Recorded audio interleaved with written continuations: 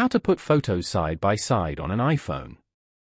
To put photos side by side on your iPhone, first of all, go ahead and open up the Pictorinter app on your iPhone. Then, select 2 photos from your gallery.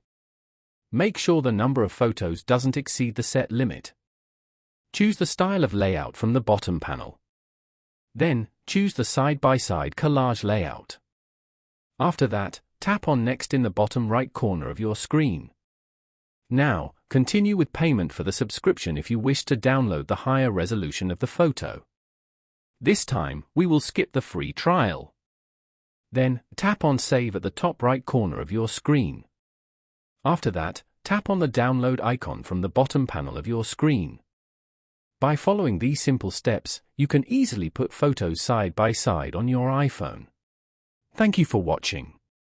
Please leave a like if this tutorial helped you, or leave a comment below if you have any questions related to the video.